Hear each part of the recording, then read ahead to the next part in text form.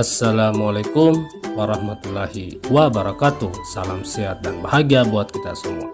Saya Muhammad Jufri SPD, calon guru penggerak Angkatan 6 Kabupaten Tojo Una-Una, guru SD Negeri 4 Empana. Berikut adalah pengajar praktik saya, Pak Tayyib T. Ahmad, dan fasilitator saya, Pak Kamarudin.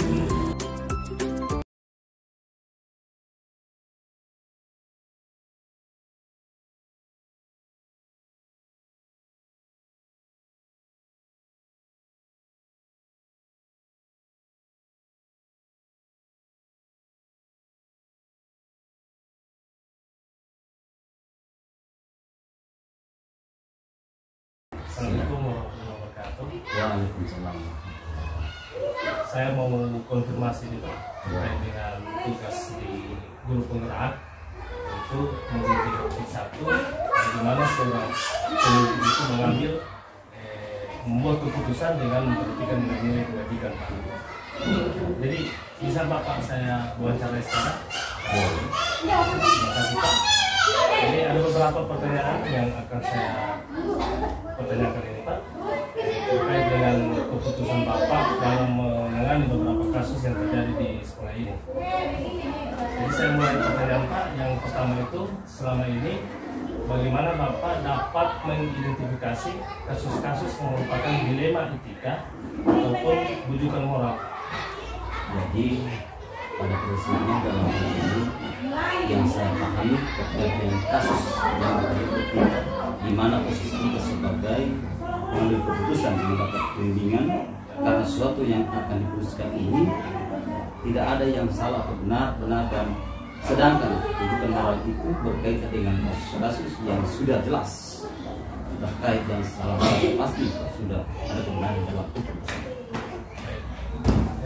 Lalu Pak, selama ini bagaimana Bapak menjalankan atau pengambilan keputusan di sekolah, terutama untuk kasus-kasus di mana ada dua kepentingan yang sama-sama benar atau sama-sama mengandung nilai-nilai kebajikan? Jadi dalam hal ini, selama ini saya sebagai kepala sekolah, sebagai pemimpin di satuan pendidikan ini dalam mengambil kebijakan dalam memutuskan suatu hal yang terkait terlebih dahulu adalah satu kasus yang benar lawan benar atau yang diterima etika, tentunya saya akan kerjasama atau diskusi dengan berbagai pihak dalam hal ini stakeholder yang ada kepentingan di sekolah.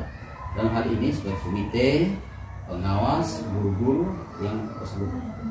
Baik, selanjutnya Pak, langkah-langkah atau prosedur seperti apa yang biasa Bapak lakukan selama ini?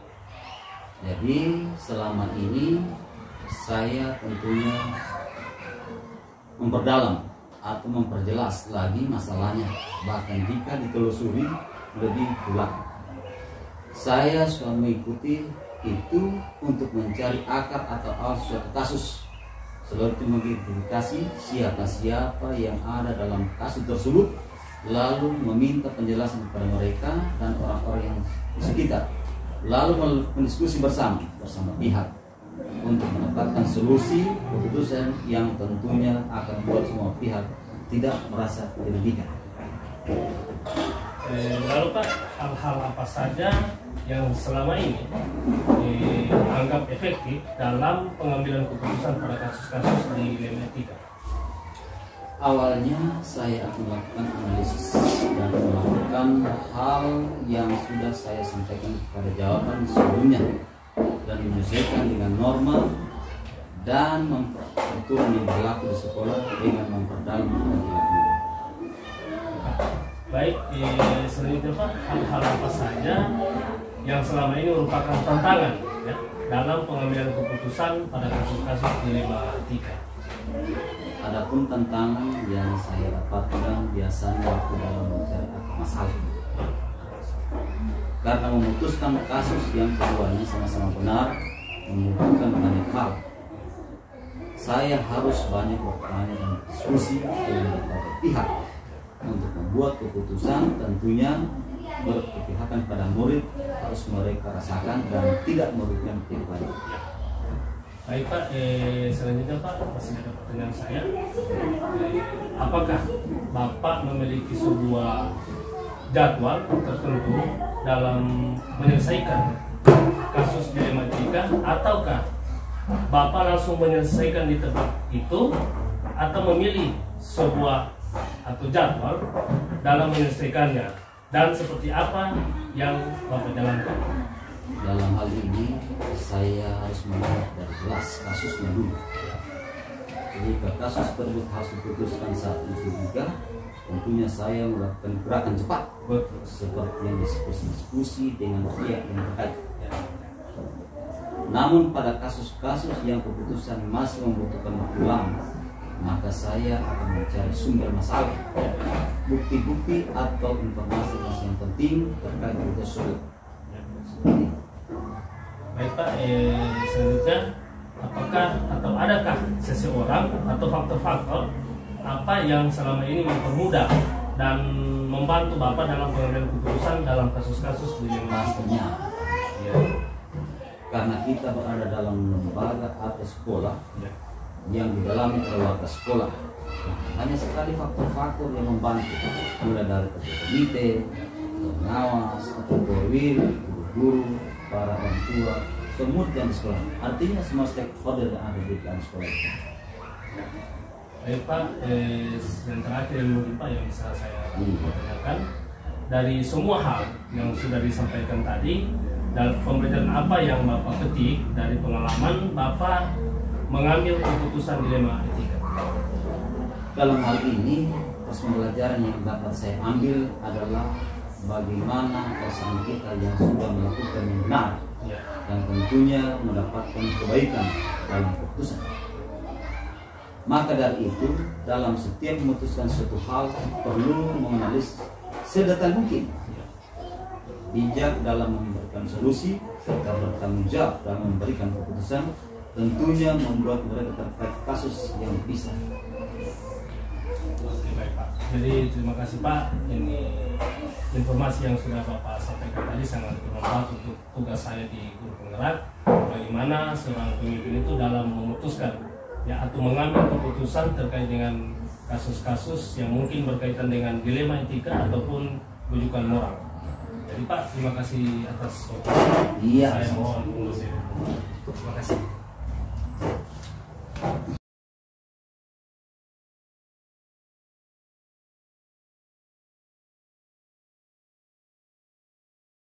Assalamualaikum warahmatullahi wabarakatuh, Bu. Waalaikumsalam. Saya Muhammad Jupri, Guru Penggerak Angkatan 6 Kabupaten Tojo Una. Dalam rangka melaksanakan salah satu tugas di Guru Penggerak modul 3.1 terkait pengambilan keputusan dengan berdasarkan nilai-nilai kebajikan. Dan target saya Ibu Kepala Sekolah, Ibu Ranowati Sadi, Kepala Sekolah SDN 7 Ampana, yang juga merupakan salah satu pengajar praktik yang berada di Tojo Una. Nah, maka dari itu saya kesini Bu untuk termasuk melakukan wawancara. Jadi, apakah Ibu punya waktu untuk wawancara Bu? Silakan Pak. Baik, terima kasih Bu. Ada beberapa pertanyaannya yang akan saya sampaikan ke Ibu terkait dengan pengambilan keputusan. Nah, yang pertama itu Bu, selama ini mungkin di SDN 7 ini bagaimana Ibu dapat mengidentifikasi kasus-kasus yang merupakan dilema etika ataupun rujukan moral? Baik, setiap orang Pak Ya. pasti akan mempunyai dilema etika dan Rujukan rujukan moral, ya. apalagi sebagai seorang pemimpin, seorang guru yang menghadapi anak-anak didik. Ya. Yang saya pahami bahwa dilema etika itu akan menimbulkan kebimbangan sebab sama-sama benar. Jadi dalam memutuskan ini kita harus benar-benar menjadi bimbang Pak. Ya, ya. Kalau ini diputuskan begini, karena sama-sama kuat, Sama-sama benar. Tetapi bagi rujukan moral, tentunya ada yang satu yang salah, sehingga kita mudah mempertegas bahwa ini salah atau keliru, Ya. sehingga kita mudah putuskan, oh kamu salah, Ya. ini benar, seperti itu Pak. Jadi Bu, selama ini bagaimana Ibu menjalankan pengambilan keputusan di sekolah, terutama untuk kasus-kasus di mana ada dua kepentingan yang sama-sama benar atau sama-sama mengandung nilai kebajikan atau dilema etika tadi itu? Ya, seperti yang saya sampaikan tadi, karena dilema etika menimbulkan kebimbangan, karena kalau memutuskan ini satu ini akan timbul ini akibatnya, maka saya selalu akan menganalisa setiap keputusan yang akan kami ambil. Kami bicarakan bersama dengan guru dan kami sudah memikirkan apa yang akan terjadi, dampaknya. Jika kita ambil keputusan ini, maka dampaknya seperti apa?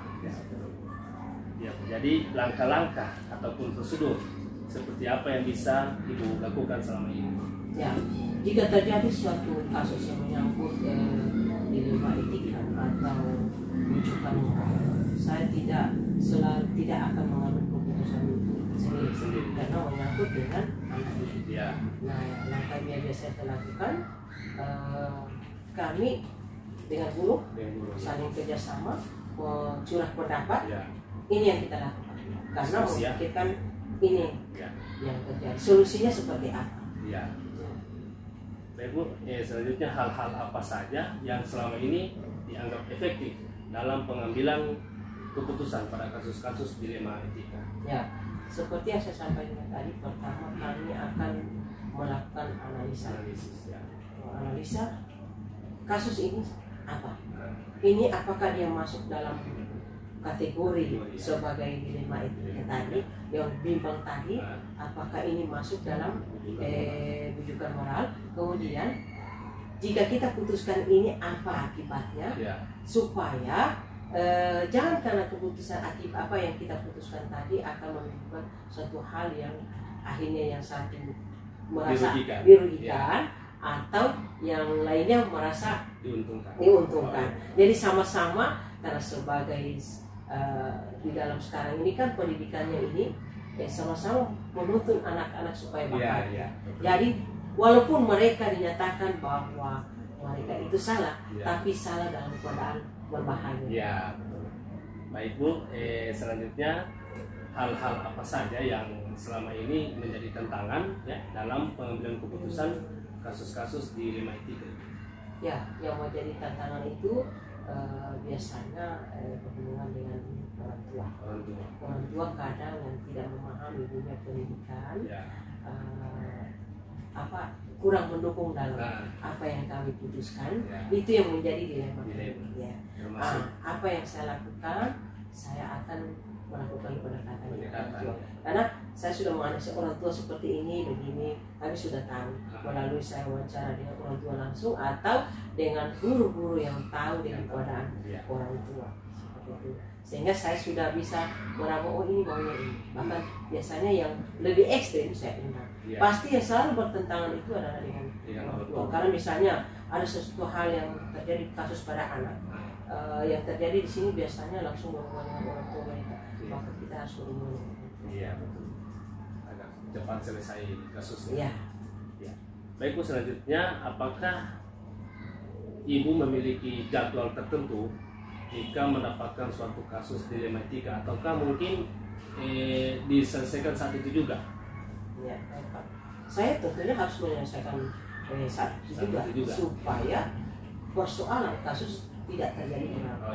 Tetapi setelah itu kami ini biasanya setiap akhir pekan, setiap Sabtu kami akan melakukan rapat briefing.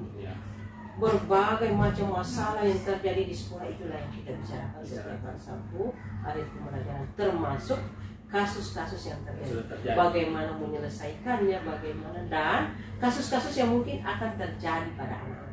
Berarti kemungkinan yang akan terjadi. Kami akan sharing dengan teman-teman ibu bagaimana menganalisa, bagaimana melakukan solusi atas kasus yang terjadi.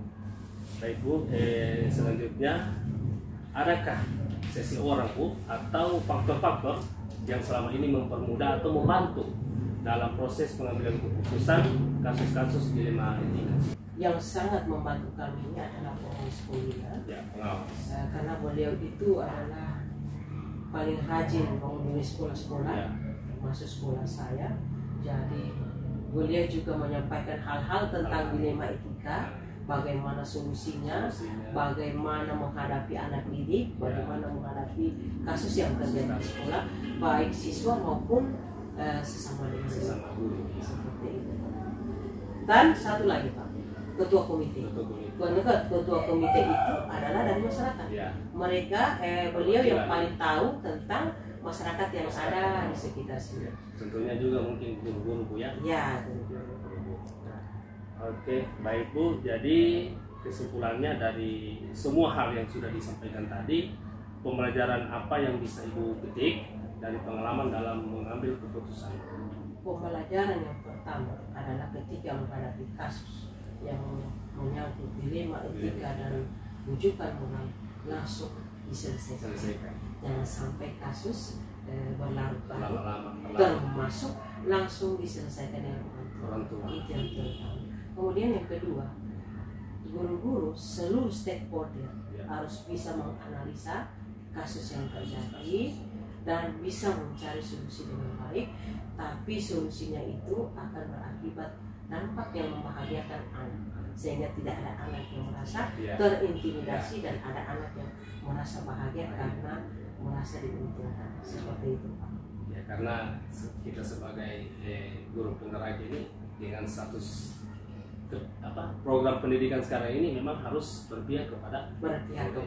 Dan anak sesuai berarti dengan apa yang menuju kebahagiaan. Jadi sudah sesuai dengan apa yang sudah Ibu sampaikan tadi, sesuai dengan program Kemdikbud ini, jadi sangat pas lah. Ya. Jadi Bu, terima kasih atas kesempatan yang diberikan kepada saya untuk sharing bagaimana dalam pengambilan keputusan yang sesuai dengan nilai-nilai kebajikan. Tentunya Ibu sudah menyampaikan tadi, melakukan analisis dengan keberpihakan kepada murid.